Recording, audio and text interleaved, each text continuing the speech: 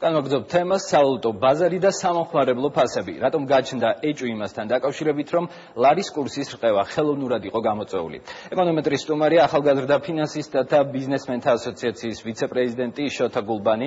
მოგესალმებით. მოგესალმებით, დიდი მადლობა გადაცემაში მოწვევისთვის.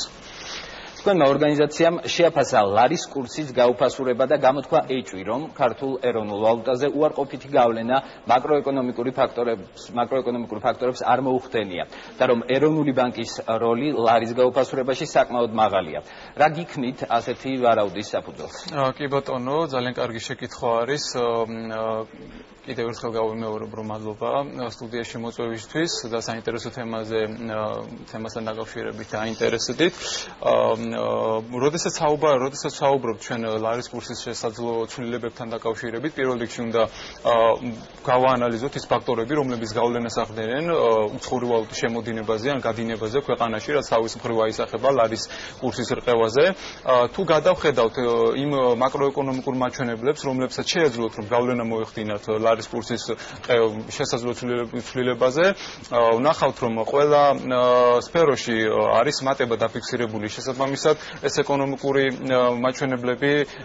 მაჩვენებლები არ შეიძლება მივიჩნიოთ იმ მიზეზად, რომ არ ვერ დავაბრალებთ ამას ლარის გაუფასურებას. აქ შეიძლება საქმე კონდეს ორ მიზეზთან, ან ხელოვნური, ან გლობალური. გლობალურ ჭრილში თუ ვიმსჯელებთ, თქვენ მოგეხსენებათ, რომ დოლარის გამყარების ტენდენცია შეინიშნებოდა მსოფლიოს მასშტაბით სხვადასხვა ქვეყნების ეროვნულ ვალუტებთან მიმართებაში. ბუნებრივია, ქართული ლარის ვერ იქნებოდა გამონაკლისი და ჩვენც მსოფლიოს ასე ვთქვათ შემადგენელი ნაწილი ვართ და ბუნებრივია ქართულ ლარზეც აისახებოდა. მეორე ვარიანტი, როგორც თქვენ უკვე აღნიშნეთ, არის ხელოვნურად გაუფასურება, რაშიც ჩემი ორგანიზაციის აზრით ეროვნული ბანკის როლი არის ძალიან მნიშვნელოვანი. შეიძლება ვიღაცამ მიპასუხოს, რომ ეროვნული ბანკის მიზანია ფასების დასტაბილურების თუ გავითვალისწინებთ თქვენს ვარაუდს, რომ გაუფასურება ხელოვნურად მოხდა, გამოდის, რომ ეროვნულმა ბანკმა დაუშვა სპეკულაცია სავალუტო ბაზარზე. ეროვნულმა ბანკმა ასე ვთქვათ, ეროვნულ ბანკს უпростоრად დროულად უნდა მიიღო შესაბამისი ღონისძიებები დროულად უნდა გაეტარებინა, რომ არ ქონოდა ლარის გაუფასურებას, რის ბერკეტიც მას გააჩნდა. ძალიან მარტივ სტატისტიკურ ასე ვთქვათ მაგალითს მოვიყვანთ. ხელოვნურად გააჭიანურა აღნიშნული ზომების მიღება ეროვნულმა ბანკმა? პირდაპირ ძნელია, რომ ეროვნულ ბანკს დაადო ხელი, თუმცა სტატისტიკა მეტყველებს შემდეგნაირად. თუ გადავხედავთ გასული წლის ასე ვთქვათ სტატისტიკურ მონაცემებს, როდესაც ეროვნული ბანკის მიერ გატარებული მონეტარული პოლიტიკა იყო მკაცრი, ანუ რეფინანსირების განაკვეთი იყო მაღალი, ლარის კურსი ყოველთვის შენარჩუნებული იყო მყარ ნიშნულზე და სტაბილურად, ხოლო როდესაც მონეტარული პოლიტიკა იყო შერბილებული, ანუ რეფინანსირების განაკვეთი იყო მაღალი, შესაბამისად დაბალი ბოდიში, ლარის კურსი ყოველთვის უფასურდებოდა. ბოლო 2 წლის განმავლობაში რეფინანსირების განაკვეთი არის ისტორიული მინიმუმზე დაფიქსირებული, რისი ირიბის შედეგიც გახლავთ ლარის გაუფასურება. დეკემბერში, როდესაც ლარი პრაქტიკულად კრიზისში იყო და ყოველდღურად უფასურდებოდა, ეროვნულმა ბანკმა 7 კომერციულ ბანკს 450 მილიონი ლარის ცესხზე მოთხოვნა დაუკმაყოფილა. ანუ ლარის გაუფასურების ფონზე კიდევ დამატებით გაუშვა ეს ვალუტა ბაზარზე. 11 დეკემბერს კი 330 მილიონის ცესხი გასცა ბანკებზე. რამდენად ადეკვატურია თქვენი აზრით ეს ქმედება? კი ბატონო, მაგრამ გავითვალისწინოთ ის გარემოება, რომ ამ შემთხვევაში ლარის გაუფასურების ტენდენცია უკვე იყო, ლარი უკვე გაუფასურებული იყო, აი მარტივ მაგალითზე რომ განვიხილოთ, როდესაც ავადმყოფი უკვე მძიმე მდგომარეობაში ჩავარდება, ბუნებრივია, მას მივეხმარებით პრეპარატებით, მაგრამ როდესაც სიმპტომები არსებობს დაავადების, წინასწარ უნდა გავატაროთ პრევენციული ღონისძიებები, რომ ავიცილოთ მოსალოდნელი დაავადება, ხო? როდესაც ეროვნული ბანკს შეეძლო, რომ შესაბამისი დროს და შესაბამის პერიოდს გაეტარებინა ის ღონისძიებები, რაც მომავალში აგვაცილებდა მსგავსი ასე ვთქვათ დონით ლარის გაუფასურებას, მაშინ რატომ არ მოიქცა ასე. თუმცა მე აქვე აღნიშნავ, რომ მხოლოდ და მხოლოდ ეროვნული ბანკის როლი არ არის, ეს აქ არის გლობალური ფაქტორებიც, რაც ასევე ძალიან მნიშვნელოვანი არის, რამაც გავლენა იქონია, ასე ვთქვათ, ლარის გაუფასურებაზე. ასაგებია. შარშან, როდესაც ლარი გაუფასურდა, ის აღარც დაბრუნებია ძველ კურსს. ეხლა კურსი 1 ლარი და 83 თეთრია, როგორ გონია დაუბრუნდება თუ არა კურსი 1 ლარსა და 75 თეთრის ნიშნულს?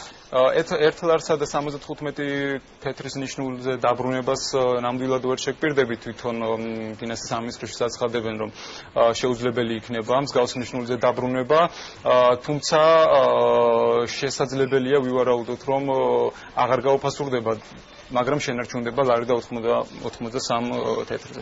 ანუ მეტ გაუფასურებას აღარ უნდა ველოდოთ. მეტ გაუფასურებას აღარ უნდა ველოდოთ, იქ გამომდინარე რომ ამის წინაპირობას არ ეძლევა ის ეკონომიკური და მაკროეკონომიკური მაჩვენებლები, რომლებმაც წესით უნდა იმოქმედონ ლარის გაუფასურებაზე. თუ გადავხედავთ წინა წლის ასე ვთქვათ სტატისტიკას, თუ გადავხედავთ 11 თვის ბიუჯეტის შესრულებას,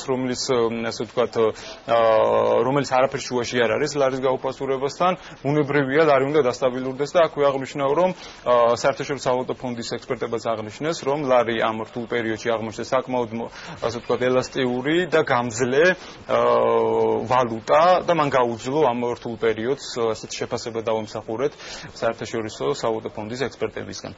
ასაგებია ფაქტია რომ ეს ყველაფერი მომხმარებლის ინტერესებზე უარყოფითად აისახება ლარის გაუფასურების შედეგად ფასებმა თითქმის 50%-ით მოიმატა სასურსათო პროდუქციაზე და გამოდის რომ ეროვნული ბანკი რომელიც პასუხისმგებელია სწორედ ფასების სტაბილურობაზე ვერ უზრუნველყოფს მის სტაბილურობას და შესაბამისად ვერ იცავს მომხმარებელს. როგორ გონიათ როგორ უნდა მოხდეს მომხმარებლის დაცვა ამ შემთხვევაში და ვინ არის პასუხისმგებელი ვისი პასუხისმგებლობის საკითხი დგება? ამ შემთხვევაში გამოკვეთილი არის ეროვნული ბანკის პასუხისმგებლობა, ხოლო რაც შეეხება მომხმარებლების დაცვას, დროულად უნდა გატარდეს შესაბამისი ღონისძიებები, იმისათვის რომ აღარ მოხდეს მსგავსი ფაქტი აღარ დაფიქსირდეს და უსასრულოდ არ გაგრძელდეს ლარის გაუფასურება. ეროვნულ ბანკში აქვთ ის ბერკეტები, რისი სათანადო და დროულად გამოყენების შემთხვევაში შესაძლებელი იქნებოდა, რომ მსგავსი შედეგი არ მიგვიღო. ამ შემთხვევაში ეროვნული ბანკის პასუხისმგებლობა დღეს ძალიან ცუდი და სამწუხაროა ის ფაქტი, რომ მომხმარებელი მზიანდება ასე საბოლოო ჯამში. ჩვენ მზიანდებით, ასე ვთქვათ. ანუ ჯამში თქვენ აცხადებთ რომ ლარის კურსზე ორმა ფაქტორმა იქონია გავლენა ერთი საერთაშორისო და მეორე ეროვნული ბანკის უდაოდ ნაბიადასერი ფასების ზრდასთან დაკავშირებით მოგეხსენებათ რომ ახალი წელი არის და ბუნებრივი ახალ წელს ყოველთვის ფასები მატულობს ხოლმე. დაემატა ლარის გაუფასურება და ასე ვთქვათ ორმაგად დავზარალდით ასე მომხმარებლები ჩვეულებრივი საზოგადოება. ძალიან დიდი მადლობა შოთა გულბანი ახალგაზრდა ფინანსისტთა და ბიზნესმენთა ასოციაციის ვიცე-პრეზიდენტი იყო ეკონომეტრის სტუმარი. გამოშვებას კი მსოფლიო